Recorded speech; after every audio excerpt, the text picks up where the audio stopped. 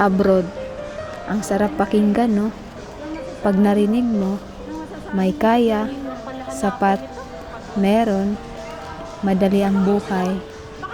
Mga pisikal na bagay lamang ang nakikita ninyo.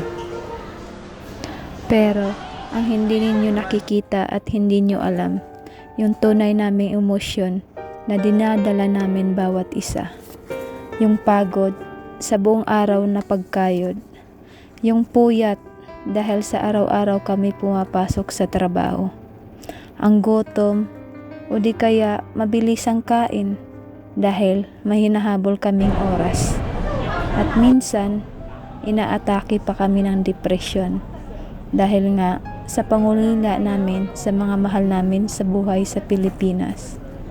Kaya't kung nakita niyo man kaming maging masaya, tumatawa, gumagala, kumakain, kung saan-saan, nag-i-enjoy, o di kaya'y namamasyal tuwing linggo.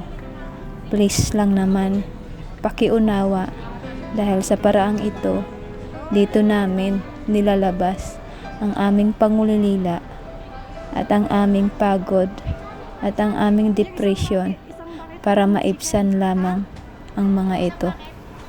Alam nyo kasi, legit talaga yung sakit. Yung tipong maiiyak ka na lang, yung maiisip mo yung sitwasyon ng buhay namin dito. Tapos nagkasabay-sabay pa yung pagod, lungkot, at disappointment mo sa sarili mo or sa pamilya mo. Tapos wala ka pang malalapitan o di kaya'y makakapitan na kahit sino man. O diba, ang sarap ng buhay namin dito. Ay, nako, abroad. Napapagod na rin ako. But I keep going kasi I realize kung magpapadala ako sa pagod at kung susuko ako sa buhay, sayang naman yung mga pagsubok na napanalo ko na. Lahat naman hindi perfect, diba? Mayaman ka man or mahirap lang. We are all encountering problems. O, nag-in-English na si Inday. Sana maintindihan mo, Char. I just want to say, sana ikaw rin. I hope you choose to fight at hindi sumuko. There are better days coming. O, sabi nga nila, diba? Maniwala ka na sa akin. Sabi ko nga sa'yo eh.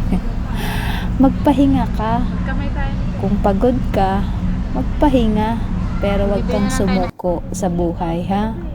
Kasi, just always remember, we are worth more than our problems. O diba? English yun. So, bahala ka na mag-interpret. Kung sa Tagalog, mahalaga tayo kaysa ating problema. Tama ba ako? Eh, tama mo kung mali ako. Tayo na yon.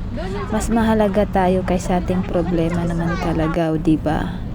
At saka andyan naman si Lord. Alam ko na hindi tayo pababayaan.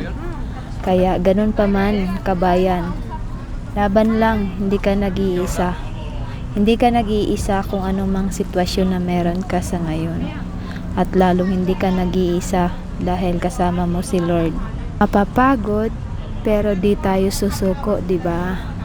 Kaya tara, kain. Ito ang birthday celebrant. O siya, sige na. Kain muna kami at gutom na kami sa oras na yan. Paano yan? See you next life. At saka happy birthday kay Ate Rosalie. At salamat sa palunch at nabusog mo kami. Ano? Dito ng picture.